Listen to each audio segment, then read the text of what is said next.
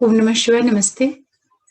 आज मैं आप लोगों को बताऊँगी कि वह भाव का मालिक जब कुंडली के अलग-अलग बार भाव में होता है, तो किस तरह से अपना प्रभाव देता है। देखिए, ये जो परिणाम है, बहुत ही सामान्य है और बहुत ही साधारण तरीके से सिर्फ़ एक आधार के ऊपर बेस्ड है। इसका जो परिणाम है, वो कई बार बदल भी जाता है, उसके लिए बहुत से दूसरे फैक्टर हैं, लेकिन वो एक अलग विषय हो जाएगा। तो आप लोग इस वीडियो को पूरा ज़रूर देखिएगा आखिर तक। और एक रिक्वेस्ट भी करूँगी कि अगर आप पहली बार देख रहे हो इस चैनल को, तो प्लीज़ आप हमारे चैनल को ज़रूर सब्सक्राइब करिए, लाइक करिए, शेयर करिए और बेल आइकन को प्रेस करके रखिएगा, जिससे कोई भी वीडियो डालूँ तो नोटिफ़िकेशन आप लोगों को मिले। तो देखिए, बात करते हैं कि जब वह भाव का मालिक, सबसे पहले तो मैं आपको ये बता दूँ कि 12वाँ भाव जो होता है, वो क्या होता है? क्योंकि उसको समझना बहुत ज़रूरी है। जब तक उसको नहीं समझेंगे, तब तक उसके प्रभाव को भी नहीं जान पाएँगे। कुंडली में जो 12वाँ भाव होता है, उसको मोक्ष स्थान कहते हैं, व्यय भाव कहते हैं। वो भाव जो होता है, एक तरह के इन्वेस्टमेंट को भी दिखाता है। ये भाव जो होता है, जेल को दिखाता है, अस्पताल को दिखाता है, मंदिर को भी दिखाता है और विदेश से संबंध स्थापित करने के लिए भी ये भाव जाना जाता है। चूँकि 12वाँ भाव कालपुरुष की पत्रिका का आखिरी भाव होता है, तो वहाँ पे ऐसा माना जाता है कि जब वहाँ कोई ग्रह जाता है तो कमज़ोर हो जाता है, लेकिन ऐसा नहीं है, इसके लिए बहुत सी चीज़ें और भी निर्भर करती हैं। और वहाँ का जो कारक ग्रह होता है, वो कहीं न कहीं उसको आप गुरु भी मान सकते हैं, शनि भी मान सकते हैं, क्योंकि मोक्ष का भाव है और कालपुरुष की पत्रिका में वहाँ का जो स्वामी ग्रह होता है, वो गुरु ही है। तो अब समझते हैं कि ये कैसे अपना प्रभाव दिखाता है। तो 12वें भाव का जो स्वामी ग्रह है, जब वो कुंडली के लगन स्थान में आ जाता है, तो हमारे शास्त्रों में ऐसा कहा गया है कि ऐसा व्यक्ति बहुत ज़्यादा व्ययशील होता है, बहुत ज़्यादा खर्चीला होता है, उसके शरीर को सुख नहीं मिल पाता है, वो अपने लोगों से एक तरीके का उसका बैर-विरोध, इस तरह की स्थितियाँ बनती हैं या बहुत ज़्यादा खर्चीला हो जाता है। उसके हर एक तरह के सुखों में कमी देखने को मिलती है, क्योंकि व्यय जो है, वो उसके शरीर में ही आके बैठ गया है। तो सारी तरह की तकलीफ़ों को उससे जोड़ करके देख के बोलते हैं कि इसको कभी इसको स्वास्थ्य की कमी रहेगी, तो कभी इसे तरह-तरह की तकलीफ़ें मिलेंगी और कभी ये हॉस्पिटल में रहना। इस तरीके से मतलब जितनी भी नेगेटिविटी है 12वें हाउस की, वो सारा उसके शरीर से जोड़ करके बताया जाता है। लेकिन ऐसा नहीं है। कई बार जब 12वें भाव का मालिक लगन में होता है, तो ऐसे व्यक्ति का जो कार्यक्षेत्र होता है, कभी-कभी वो अपने जन्म स्थान से दूर से जुड़ जाता है या कभी वो विदेश से जाकर के वहाँ से संबंध स्थापित कर लेता है, क्योंकि 12वाँ भाव विदेश को भी दिखाता है और जब विदेश उसके शरीर में ही आ गया, तो ऐसे व्यक्ति का जो जीवन होता है, कई बार बाहर से भी संबंध बना लेता है, कि रहे व्यक्ति कहीं पे और काम वो कहीं और कर रहा है। उसके बाद जब विवाह का मालिक जो है द्वितीय भाव में आता है, तो ऐसा व्यक्ति जो होता है, वो खर्चे भी बहुत अच्छे कार्यों के लिए करता है, अपने परिवार के लिए खर्च करता है, अपने कुटुंब के लिए, अपने जो उसके फैमिली मेंबर्स होते हैं, उन लोगों के ऊपर वो खर्च करता है। तो ये अच्छी स्थिति मानी जाती है कि वैभव का मालिक जो है कुटुंब भाव में जाए। तो वो जिन भी चीज़ों को खर्चा करेगा, वो शुभ उसका उसका टारगेट, उसका इंटेंशन जो है वो फैमिली हो जाती है। क्योंकि दूसरा भाव जो होता है अपने परिवार का होता है, कुटुंब का होता है। तो वो जो कुछ भी चीज़ें व्यय करेगा, वो अपने परिवार से जुड़ कर के करेगा। तो ये एक अच्छी शुभता वाली स्थिति मानी जाती है। इसके बाद जब वैभव का मालिक कुंडली के 3rd हाउस में आकर के बैठता है, तो ऐसा शास्त्रों में वर्णित है कि ऐसा व्यक्ति जो होता है अपने भाई-बंधुओं का विरोधी होता है, उनसे वैर रखता है। उन लोग के साथ में उसका संबंध अच्छा नहीं होता है। मतलब ओवरऑल कुल मिलाकर के उस स्थिति को बहुत खराब माना जाता है। क्योंकि तीसरा भाव जो होता है पराक्रम का होता है और छोटे भाई-बहनों का होता है। उसकी जो कम्युनिकेशन वगैरह होती है, हर एक चीज़ में कमी आ जाती है या वो हर चीज़ को अ, एक तरीके से वो सभी चीज़ों का क्षय करने लगता है, क्योंकि 12वें भाव की ऊर्जा को लेकर के पराक्रम के भाव में आ रहा है। इस तरीके से उसको कहा गया है। इसके बाद जब 12वें भाव का स्वामी ग्रह चौथे भाव में आता है, तो ऐसा शास्त्रों में वर्णित है कि जो ऐसा व्यक्ति होता है, वो हर एक तरह के सुखों से वंचित हो जाता है। उसको माँ का सुख नहीं मिलता है, भूमि का नहीं मिलता है, उसके जीवन में सुख नहीं होता है, ऐसा बताया गया है। मतलब सारी नेगेटिविटी ही बता दी गई है शास्त्रों में। क्योंकि 12वाँ भाव जो है विदेश का भाव है, तकलीफ़ों का भाव है, तो वो जब सुख भाव में आ जाता है, तो हर चीज़ की कमी कर देता है। लेकिन ये प्रभाव भी जनरली ऐसा होता नहीं है। 12वें का मालिक जब सुख भाव में आ जाता है, चौथे भाव में जाता है, तो ऐसे में कई व्यक्ति का क्या होता है कि उसके घर में जो सुख समृद्धि आती है, जो ज़मीन जायदाद प्रॉपर्टी वगैरह बनती है, उसमें बाहर के धन का बहुत ज़्यादा इन्वॉल्वमेंट होता है। या ये कह सकते हैं कि उसके जीवन में फॉरेन की जो मनी होती है, वो बहुत रहती है। क्योंकि 12वां भाव हमारा सुख भाव है, पैतृक भाव है, जन्म स्थान है, तो विदेश का संबंध जन्म स्थान से बन जाता है। तो कई बार ऐसे लोगों का बाहर का काम होता है, वहाँ के पैसे से, वहाँ के धन संपत्ति से वो लोग अपने जीवन में सारी चीज़ों को क्रिएट कर लेते हैं। ऐसा भी देखने में आता है।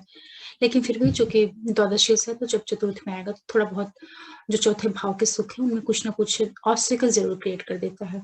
इस तरह से आप मान सकते हैं।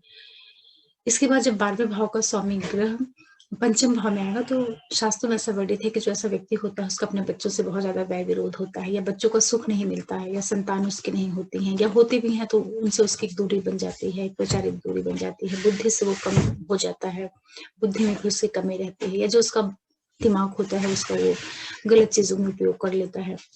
मतलब हर एक तरह की चीज़ों से उसको 5वें भाव की जितनी भी चीज़ें होती हैं पॉजिटिव, उनमें एक कमी आ जाती है, उनमें एक न्यूनता आ जाती है।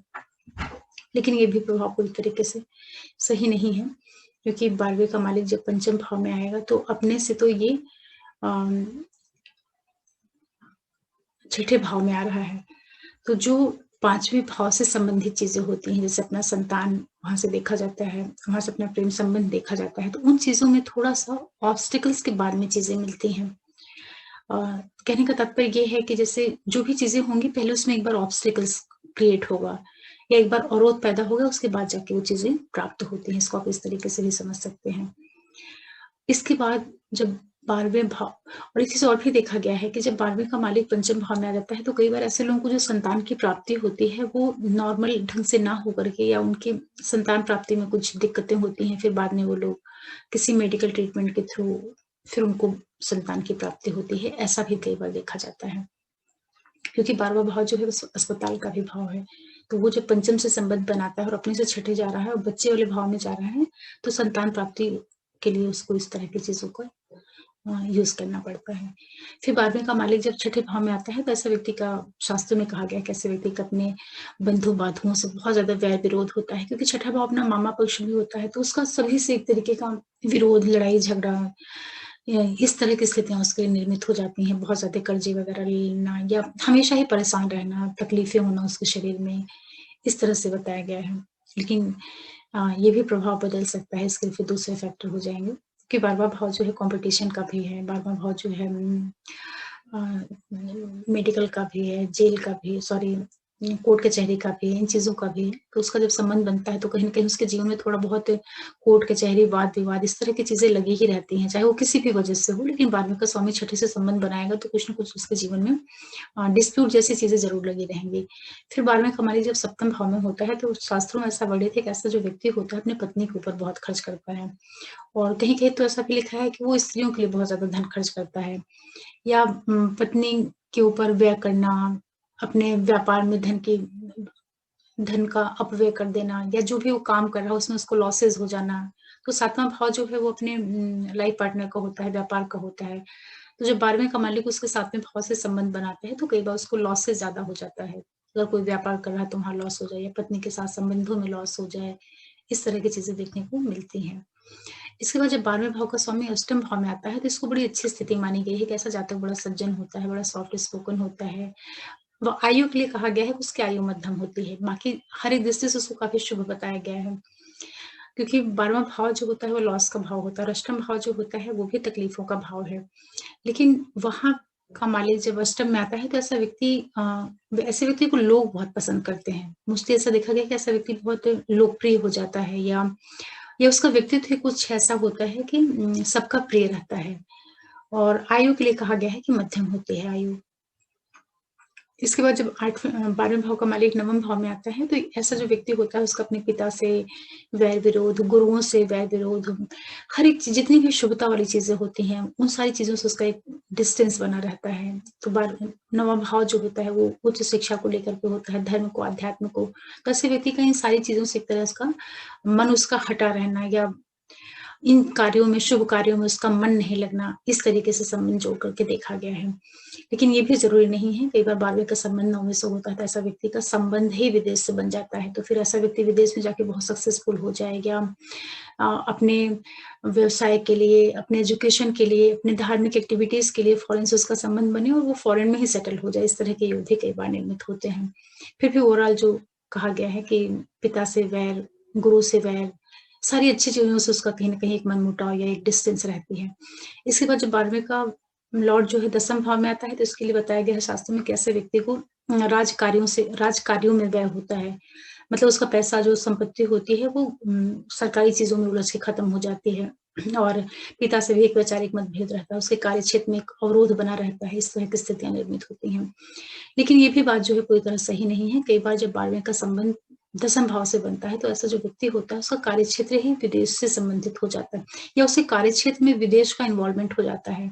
और कई और ग्रह अच्छे उसको सपोर्ट करें, तो ऐसा व्यक्ति कई बार आईएफएस वगैरह बन जाता है, फॉरेन सर्विसेज में चला जाता है या मल्टीनेशनल कंपनी से जुड़ करके उसका कार्यक्षेत्र हो जाता है और उसमें बहुत ज़्यादा सफल हो जाए।